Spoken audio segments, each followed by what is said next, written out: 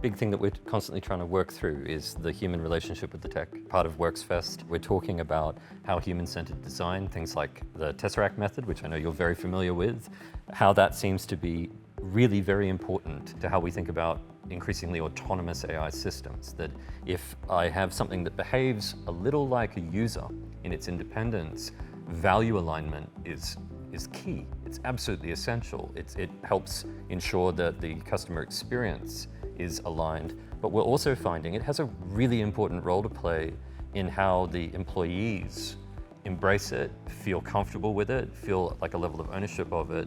What you're talking about there is very much a fusion about how we're using the technology to unlock capability in the people. We're using the people to help us learn more about the technology. Given that you've literally done multiple waves, literal industrial revolutions, as you're looking at this tech, it's scaring a lot of people. I don't get that sense from you guys at all, because of course you're veterans at it. How would you advise people to approach this from a human-centered? I wouldn't say that we're veterans by any means. We've put our toe in the water.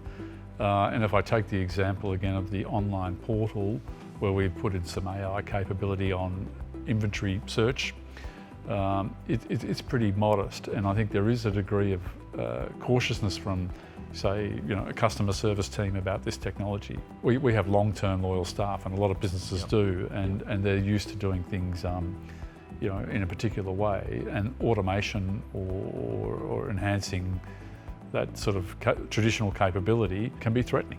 Part of that is to demonstrate value to your employees. In the case of our business, if you look at Australia, we've got 3 or 4 very large customers that account for probably 80% of our business, and thousands of customers that make up the tail. And one of the commercial challenges we face is, from a customer service and a sales point of view, how do we service that very long tail?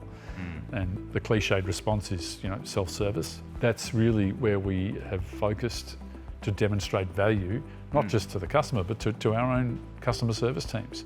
So today, for example, our inbound calls as a result of the portal and other technologies means that we've seen somewhere between a 60 to 70% drop off in inbound calls. Wow, okay. And it's in giving that customer service team the opportunity to add greater value. So they've taken on other functions within the business. It could be master data management, case management's been enhanced. I think there's some things there that are part of the Sutton way that aren't a given in many other places. I think you're describing a culture where the employees have a level of awareness of productivity gain. Literally what I've got every day is I've got people who have never seen a manufacturing line thinking like this is a repeat of this big scary industrial revolution that happened 100 years ago, where suddenly everybody's out of a job. And in reality, here we are in a business that navigated that.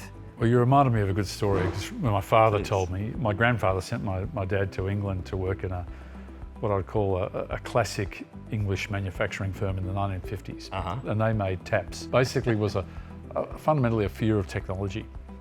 They had manual ways of producing this product step by step, and the owners bought in some of the first generation of not CNC but NC machines that would do 3 or 4 processes in one automatically. They refused to unpack the machine. Oh wow, okay. And long story short, that business went broke. It's no different from AI in effect. I mean, if you don't embrace the new technology, you're going to fall behind. In plain language. That story is exactly it, right? Is that it's a completely understandable human fear.